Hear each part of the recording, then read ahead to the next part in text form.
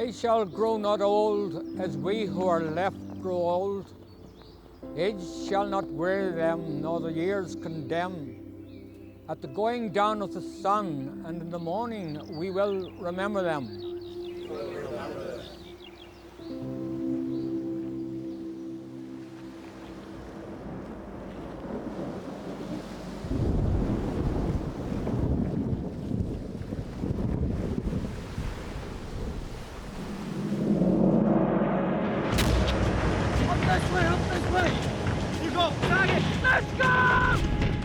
D-Day itself as such was rough, but that sort of way it was partly a dream to me.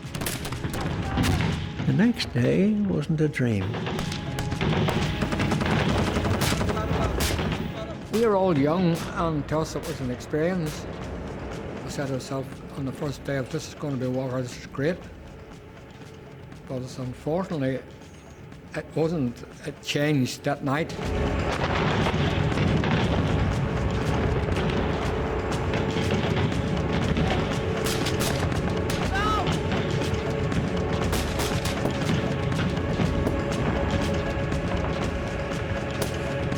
We'd never been in battle, so we imagined ourselves as John Waynes or somebody like that. We're going to storm the place and take it all ourselves. But when it comes to the real thing, your whole attitudes change. All of a sudden you found yourself men overnight.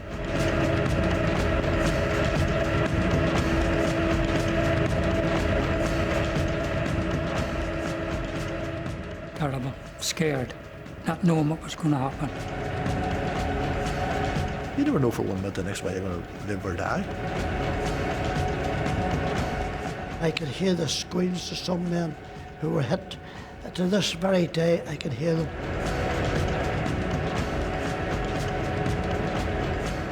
Any of those men that went in on those actions that I took part in, as far as I'm concerned, they were all heroes. All heroes.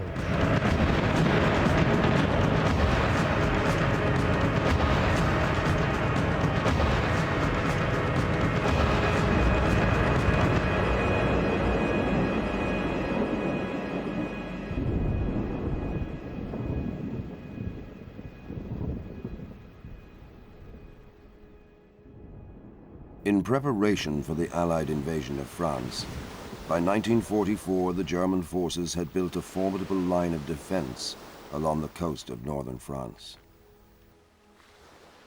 Constructed by Field Marshal Rommel, it was Adolf Hitler's Atlantic Wall.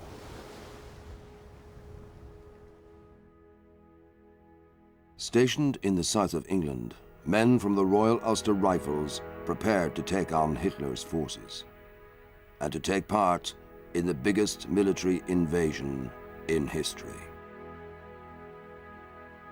They were all ordinary fellas.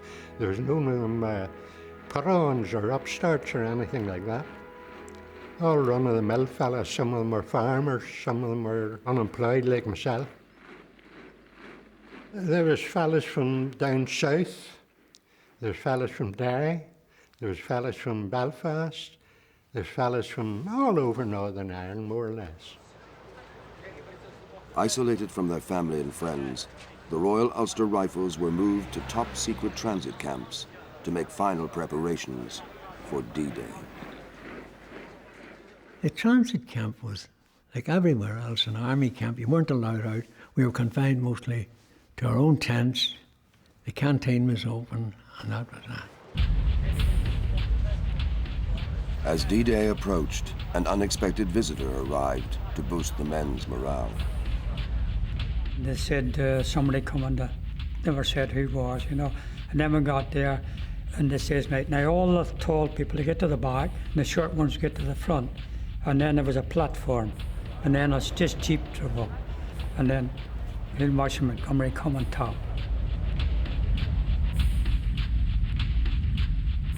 He was our hero. He inspired us. He gave us that courage to go forward, and we looked up to him.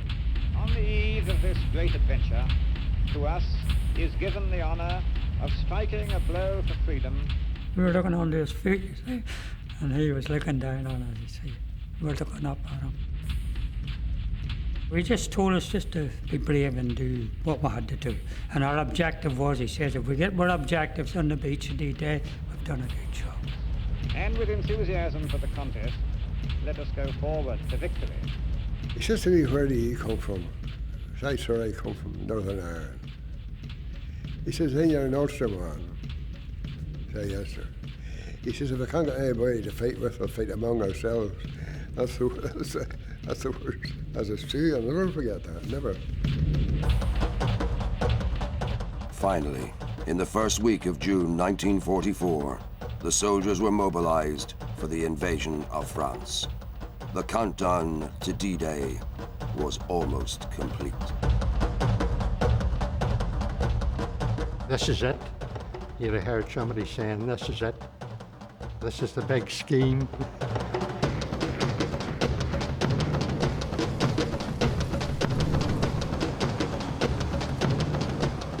It's funny going through some villages, you know, people who want us to thought, there's boys out on exercise again, they had no idea, like we were on our way to France, you know.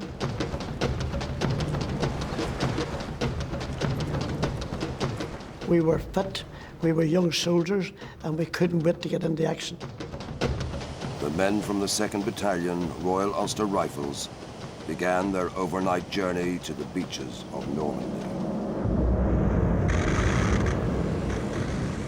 But it was men from the Antrim Parachute Squadron who were among the first to land in France.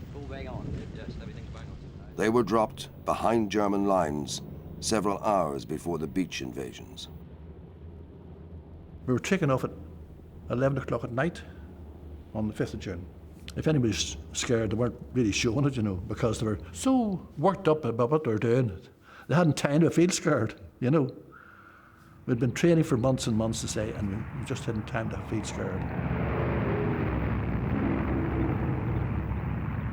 One lad I knew well, a bit younger than me, came to me, he says, Jimmy, I think I'm going to be killed. I said, what? Everybody could be killed here. One shell, that'll you and I together, we're blown to bits. Don't think about that at all. He said, I said, I got a premonition. 3 days later, he was killed. He and 2 other fellows, 3 of them, 1 mortar bomb got to 3 of them. 3 nice lads.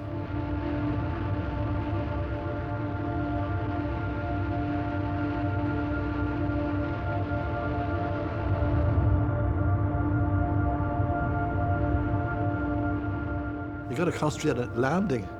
Don't land with one leg in the air or head first or that. Make sure you're in position, feet together and knees bent, and as you hit the ground, roll. When I landed on my own. Didn't know where the hell it was.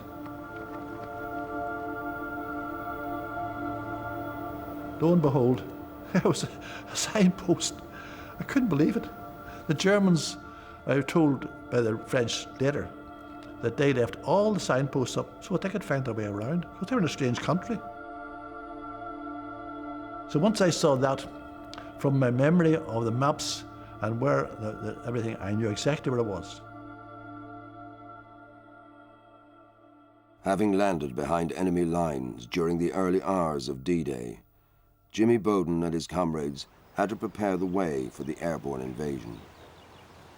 The objective was to blow up poles to make a runway for the gliders coming in.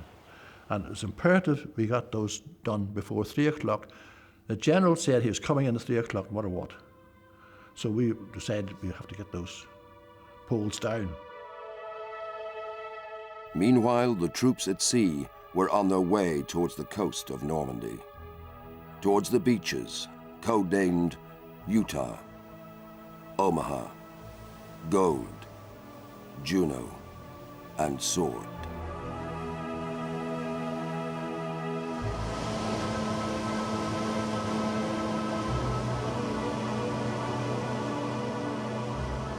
On the way over, it began to get very, very rough, and the ship was bobbing up and down because they were flat bottom.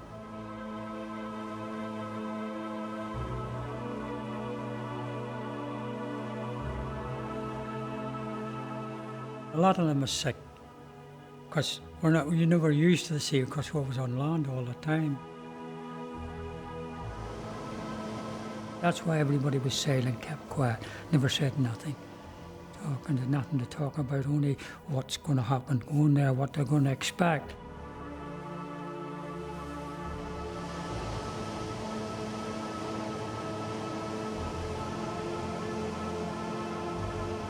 We were told we could write a letter home, but it wouldn't be posted till after the D-Day Latins. And writing these letters was a bit sad. It was sad for me because I can remember this day writing to my mother and telling her how much I love her and telling the family and all. Things that I should have told them when I was living and in amongst them.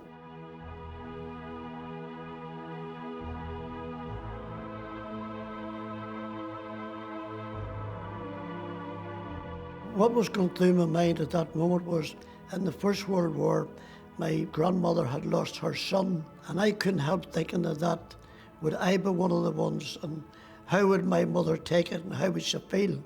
And I had said in the letter that if anything happened to me, I hope she would go on in life the way she always done, with a nice good smile on her face, and remember that I was only one of thousands, and just be proud that her son had died for his country.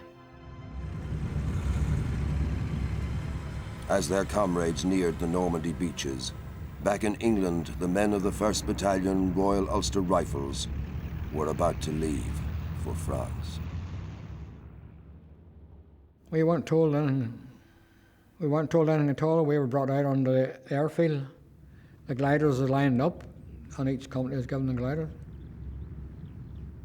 This was the day that we've been trained for, and not enough people are a bit tense, and you know what I mean, first time going into action and the glider, and knowing that you're going to get hit with flak and not knowing if there's going to be planes come at you or whatever. So it was scary at the time, you know. Inside each glider, a platoon of up to 30 men prepared for the hazardous journey into enemy territory. Your gliders take to the air. Right? You and I are on a glider. We have no chutes. We're in a plywood coffin. That's what the boys used to call it. The portholes in it are cellophane. You can stick your finger through them. And if you sit down hard on the seat, you'd have been through it. Like paper, you could near blow through them, and you're always worried, no, the way they were built, they could have fell in two halves, you know. I would say it's a death trap.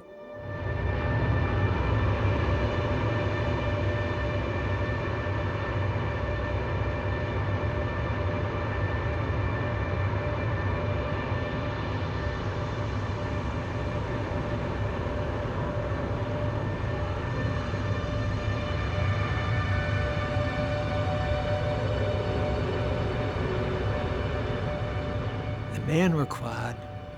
You get the odd one making a wee sickly joke.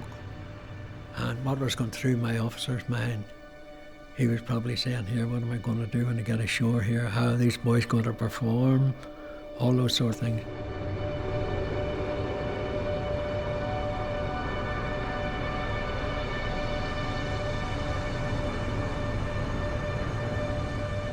Truthfully, like, I joined up knowing there was a war on for a start.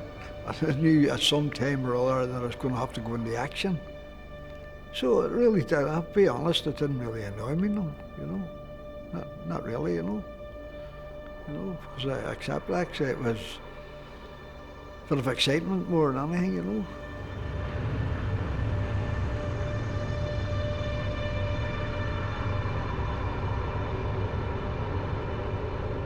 We were flying over the channel, and I happened to look out, I just didn't look out, I just seen the port, all those big ships and all was down below, and the sea was bumbling up. All I could see was ships. But I was thinking, well, at least there's a load more going over here. We're all right. That's all I could think of. It looked impressive. There's no two ways about it.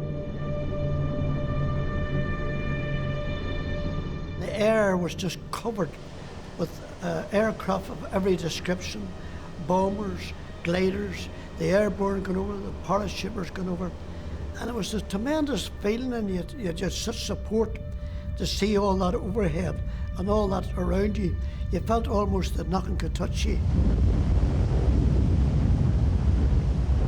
As the airborne troops flew overhead, the men of the 2nd Battalion Royal Ulster Rifles were about to go into action on Sword Beach. The furious battle to liberate Europe was underway.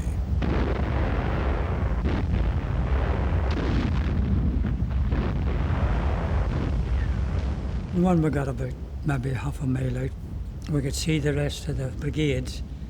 They were in front of us. It was just a whole crowd in front, like a big triangle.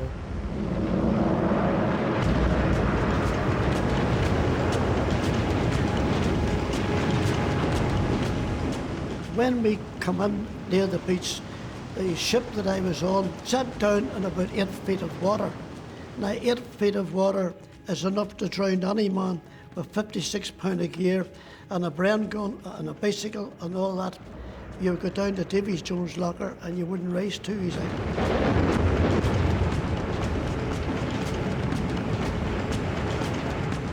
Nobody was going to get in that water.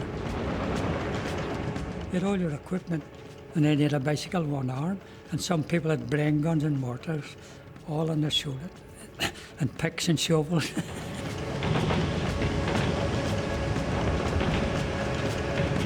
Every single man from the CO down had a bicycle. I made the decision when I was on the boat that I couldn't get off with all that weight. So I just lifted the bicycle, threw it over the side, and that was a wee bit later, left me with my Bren gun and my gear.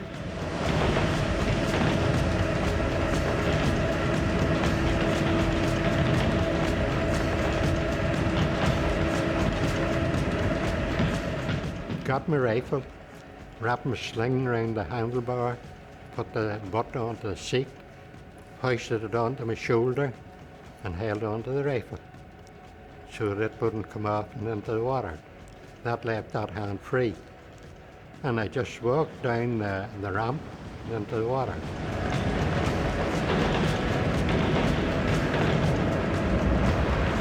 I put the rope underneath my arm and I held the Bren gun. I used to call it Betsy, and it wasn't any name, a girlfriend or anything. It's just a habit I had. I had it over my shoulder and it says, "Betsy, you're going to get baptized."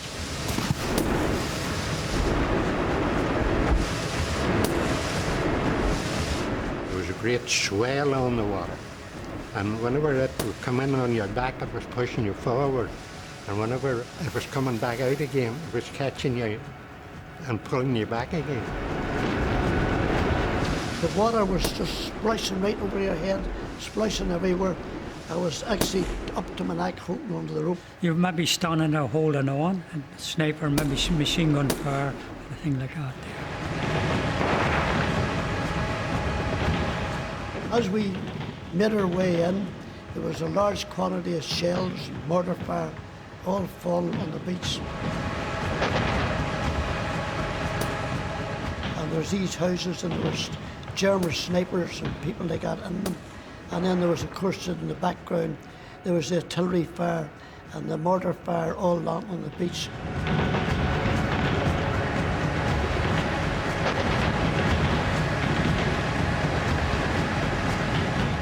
All I was doing was get off, because you could see every now and again shell fire landing, and it was just a matter of get off.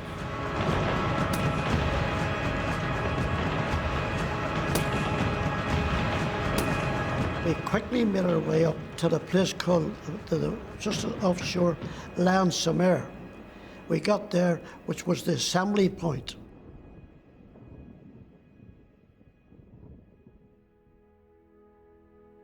After flying over Sword Beach and the River Orne, the 1st Battalion Royal Ulster Rifles landed south of the village of Ranville.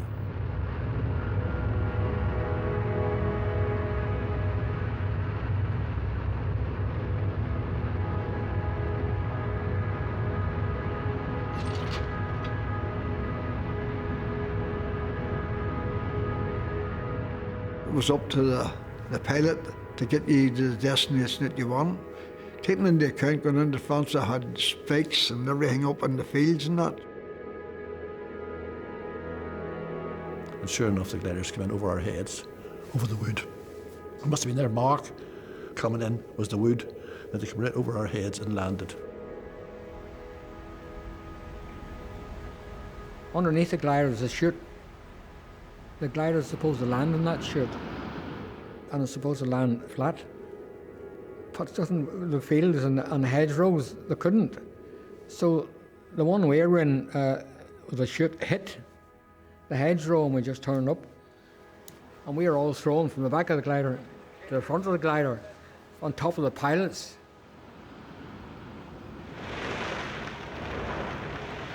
All of a sudden, if you're at the back of the glider, you can hear the crunch.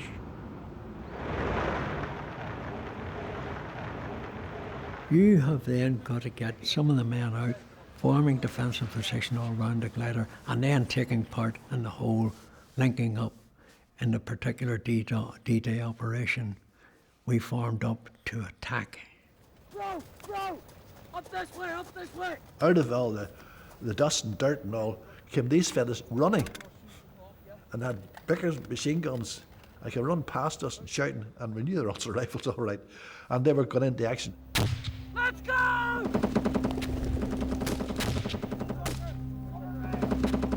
The village of Longueville and Ranville, this is our main object when we landed, was to go down, land and secure them two villages, which we did. After their successful D-Day landings, the men dug in for their first night in the battlefield. Of course, I thought I was doing a smart thing on the boat. I put a pair of socks into my mess tin. Says I'll have a pair of dry socks. So whenever we dug in for the night,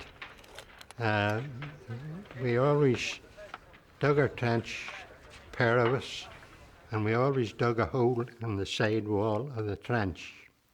And we were able to make a drop of tea in that, because we had the equipment for doing that, our hardtack as they called it. And I took my mess tin out and had to take my socks out. they were ringing, so I had no need to change my socks. So I just hung the ones that I had on up on a bit of a hedge at the back of us to let them dry out. But for the young soldiers, the reality of war began to hit home as darkness fell on D-Day. Everything was all right until night time. It was very frightening, very scary, because it was on my own in a foreign country. Just realizing that war was different when I thought when we were landing.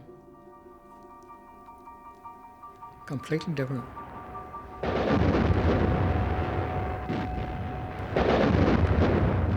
Scared, not knowing what was going to happen.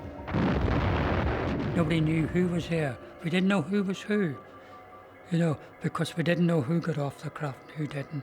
All you knew, all you were interested in was your own section, your own platoon. The one I was in was one of my mates, and he was on guard. And I come over, they started firing the 88mm. And on Friday I went at my mum. But my mum was dead, and I'm not afraid to admit it. And I'm sure I wasn't the only one. The captain came along, and he said to me, "You all right, McConnell?" And I said, "No, I want my mum." So he just shook me, and he just touched me in the chin with his back of his hand. Brought me round to reality. Brought back my senses again, let's put it that way.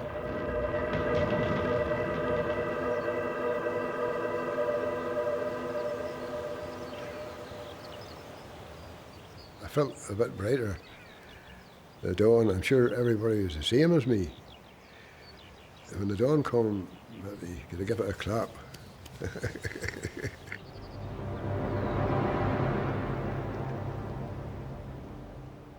The city of Caen was the German stronghold in Normandy. But for the Allies, it was the gateway to Paris. After his traumatic night, Bill McConnell and a small group of men were selected to travel undercover to Caen on a dangerous but vital mission. We got orders to find out the strength of the German army because, again, they were told there was very little.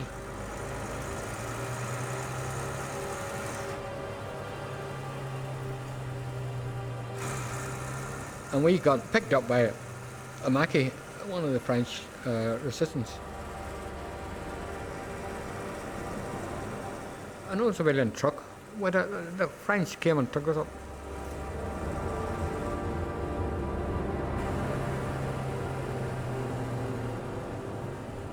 When we got there was a garrison there, and that's some soldiers, I can assure you.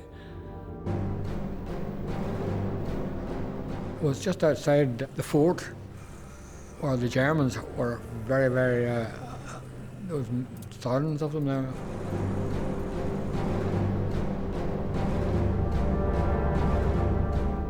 We were standing at the bottom of that fort, but not for long.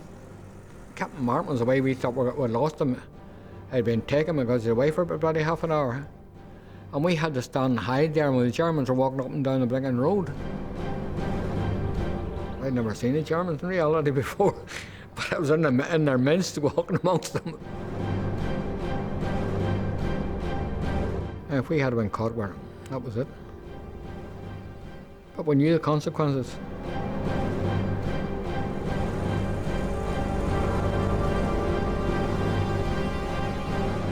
Apparently we were to go in to take Caen. I'm glad we didn't have to go in to try and take it that morning. And that night we'd been slaughtered. It was decided that the men of 2nd Battalion who had landed at Sword Beach would advance toward Caen. But first, they had to capture Combe Wood. The information they got that the main entrance to Caen wasn't heavily defended, and that was Combes.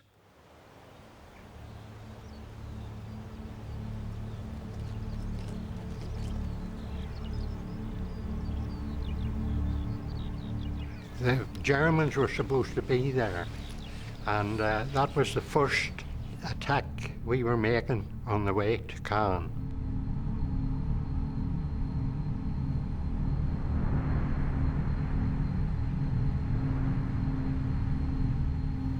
When we were advancing across there, it was very, very heavy corn, a thick corn, and it was up above our waist. It must have been about 1,500 yards across that field, and there was shelling and mortaring going on and all the rest of it.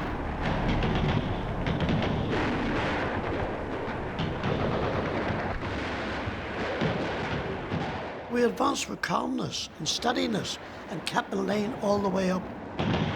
We were told then we were attacking and we could see a hedge. And then whenever you got across the hedge and then you saw the wall and it was 10 foot high, you had no chance of getting over that. We had no scaling gear. We were told nothing about climbing over walls or anything. And when they'd done our reconnaissance on it, they couldn't see very well to see what was inside and what was happening. So they didn't know really what they were up against. Whether it was a shell of our own or what had hit the wall, there was a big U-shaped hole in the wall. The gap will always be in my mind. And the thing that always hits me is, "Will you come into my parlour?" said the spider to the fly. Because it was just looked like an invitation in, but you weren't going to get out.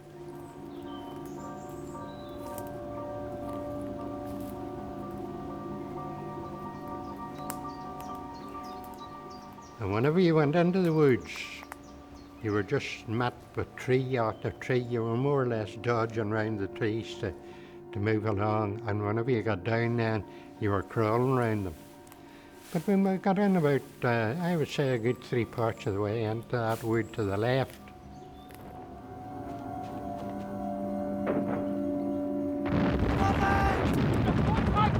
Get the fire down! Take to the front!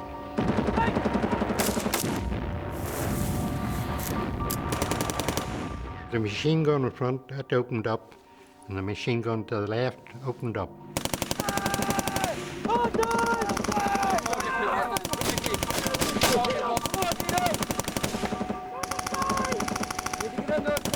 They had a retreat, leaving a lot of their dead behind. Their company commander was killed, and some of our own lads was left behind in that wood. In their first experience of close combat, the men had suffered serious casualties. But they were determined to capture Combe Wood and went into battle once again. They made a second attack across the same cornfield, and the shelling was heavier on this occasion. But I kept going on anyway, and the next thing, about, I would say it wouldn't be any more than 6 or 8 yards from me, seen this thing land and explode, and the next thing.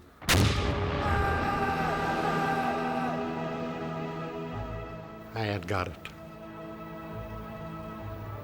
There was a ditch, so I went in there, and 2 stretcher bearers came in. A serious shrapnel wound to his right shoulder had brought Richard Keegan's war in Normandy to an end. But for Richard's comrades, the worst was yet to come in the battle for Combe Wood. We right up through that wood till we got up to a big farmhouse. And then when we got to the farmhouse, we took up position.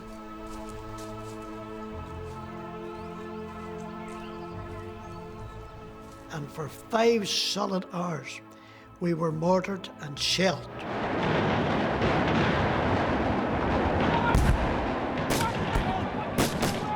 Five hours, non-stop, mortar bomb, mortars. We were lying there with the legs blown off and things like that there. No trenches, just what the enemy had dug.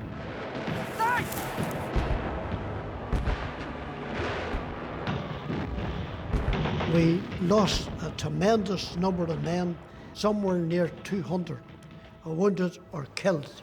And that is a powerful lot out of a battalion was wounded or killed on that particular day. And it wasn't until afterwards when you stopped and you started to defend the woods you were in, and you looked back and saw your mates there and saw them wounded so badly and some of them killed, that it really hit you and really went home to you.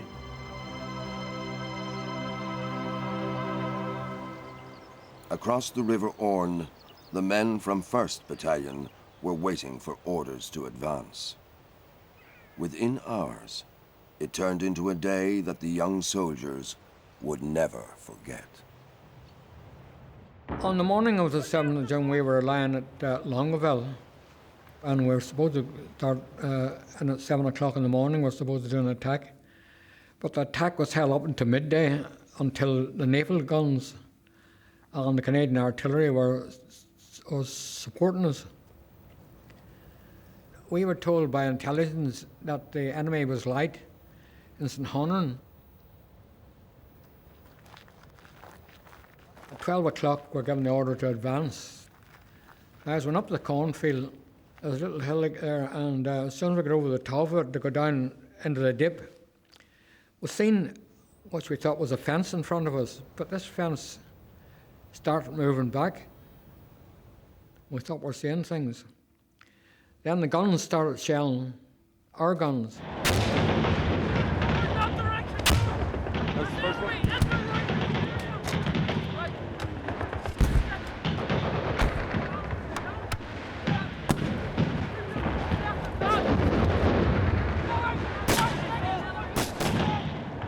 The Germans were firing from St. Honorine, the Navy was firing from the sea, and the Canadians were firing below us on the other side of the river. and they were hitting us, and we were caught in an arc of fire where we couldn't move forward, back, sideways.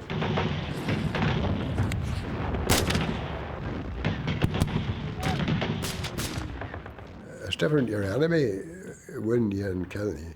When it comes to some of our regiment, they might have had a bit of gumption.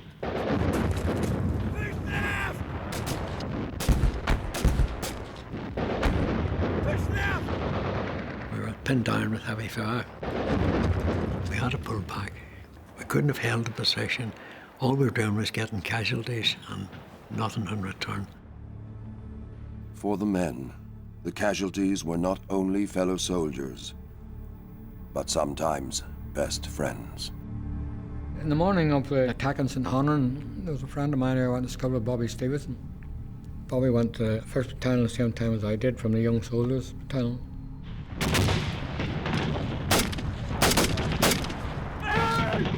On the advance, Bobby Stevenson shouted at me, he said, "Bill, I'll see you afterwards." But I happened to turn around and there was a shell, 88mm. And he was blown to pieces. Now, there wasn't a senior officer near him when this happens. There must be a senior officer present to say that the man has been killed.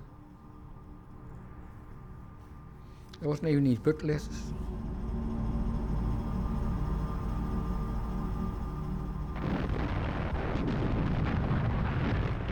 Some of your comrades not get hit or get killed. You're sorry and that, and you feel wrong, but you can't let it get you down. You can't just let it get you down, you know.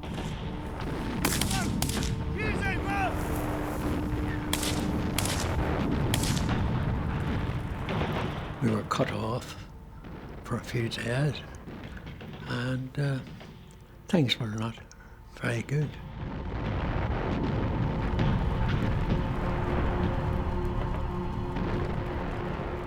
We come under a lot of shells not there, and how would you call it? They call them the Mullen-Minis. They're more or less like blasts.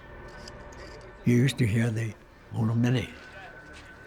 It was a mortar which fired, I think it was 5. It went bump, bump, bump, bump, and then a wee pause, and then bump.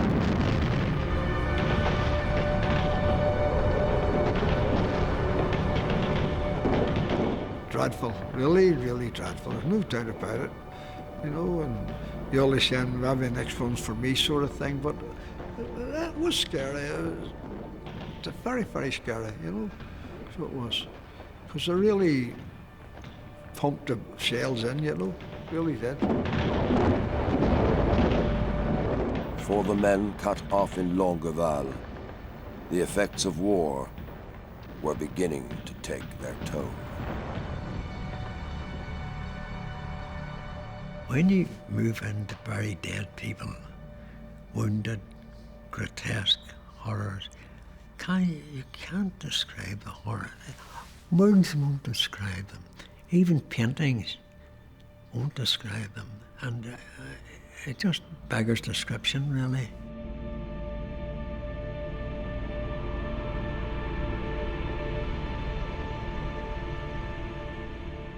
War is grotesque. You could never describe the horrors of war to any one particular person.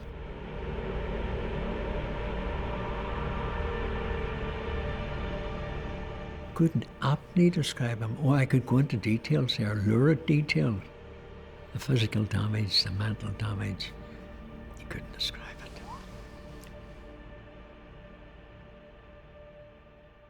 For 5 weeks, Caen, the so-called gateway to Paris, remained the Allies' objective.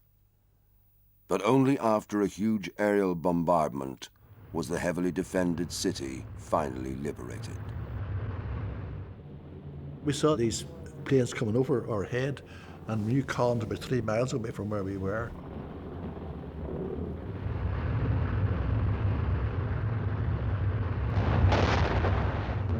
Actually, you could see the bombs dropping in Caen, And with the guns and that, you could feel the ground shaking under her feet. How in the name those people lived through that? The destruction going on the whole night long. And then it stopped after that, the daylight came, knowing we had to go into attack. And nobody knew what to expect going in there. The rubble was still all over the roads, no roads or nothing. You couldn't get it, you'd look at walking in them. It was really a bad mess, it was mad. The only thing was done was the church.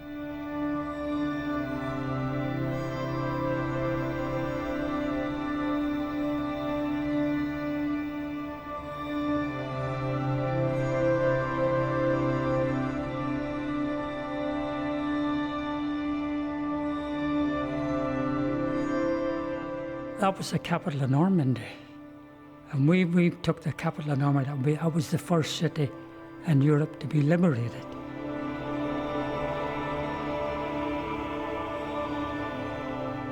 You knew that the people of France would be delighted to be liberated. People were so glad, so happy, you know, and showed their appreciation.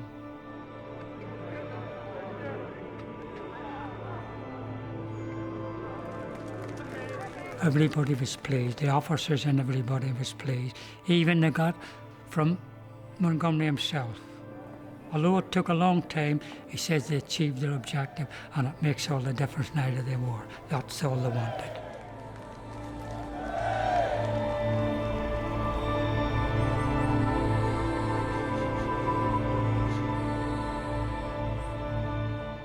Not all the soldiers were fortunate enough to experience the joys of liberation. Badly injured on the battlefield, Stanley Burrows had already been sent back to England, reluctantly parted from his comrades and his best friend from Belfast. I didn't want to go. They weren't severe burns like people would get out of these flamethrowers. And I thought it'd be all right if I stayed the night and stay along with my old pal, Crangles.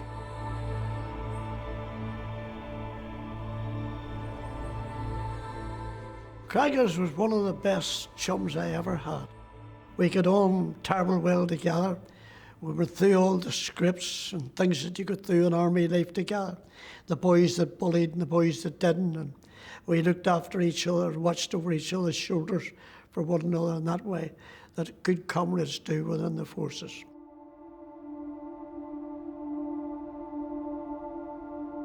When I was in hospital, my mother had wrote to the medical staff to find out all about just what happened to me. And a letter arrived, and in it she told me then that Crangles had been killed. And that was very, very sad to me to hear that.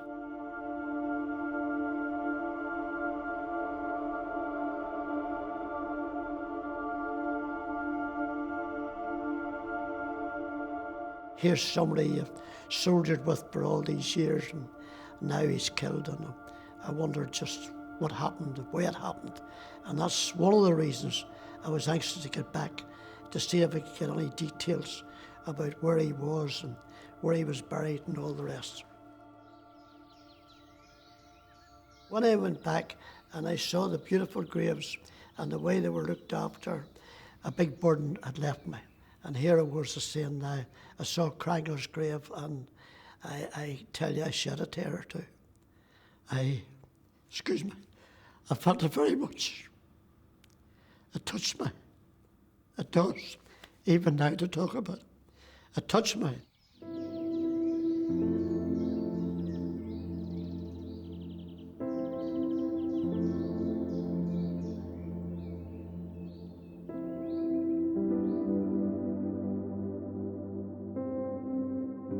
He was a dear pal who meant the world to me.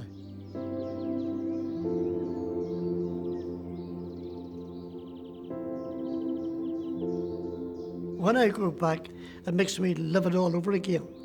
It all comes back to you, but you can't help feeling it. It's just there with you, and I think you'll go to the grave with it.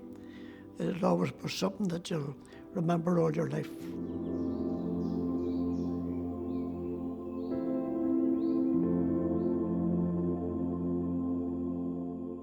I've asked that my ashes be scattered in Bramble Cemetery beside the Airborne Cross.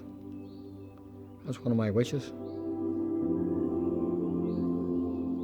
I think I belong there with the boys that I would know. I can still see faces of people there as I knew them before they were killed.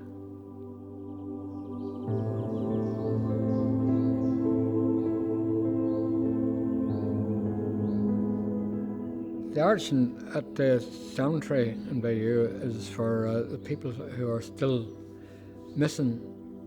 A lot of them we know to be killed, which, except there was a senior officer present, still Don is missing in action. It's Bobby Stevenson's name on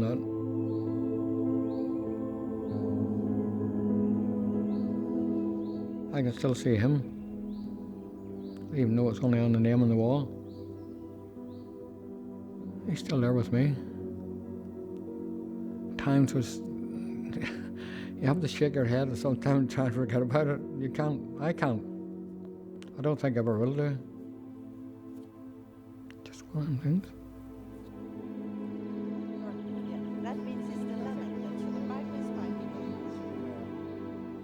The people of Longfell are very great with the Ulster Rifles. Longfell was a place which we relieved on the 7th of June. And that's why we put the memorial there. Like the 2nd Battalion laid on the Common Plain on the 7th to 9th of June.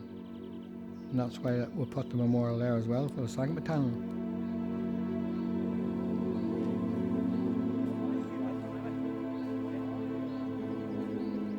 You know the old saying, they give there today for your tomorrow? That's very, very true. Very, very true. And people want to remember that.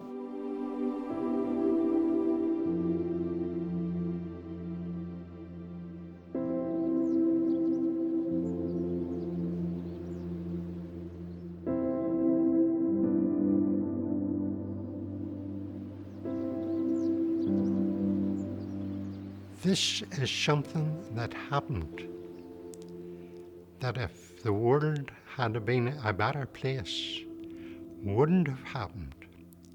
But when it did happen, and the men went out and fought for what was right, then it was worthwhile. Even though killed, wounded, lost limbs and all the rest of it, it was, at the bitter end, worthwhile, because it sort of made a better place for us to live in.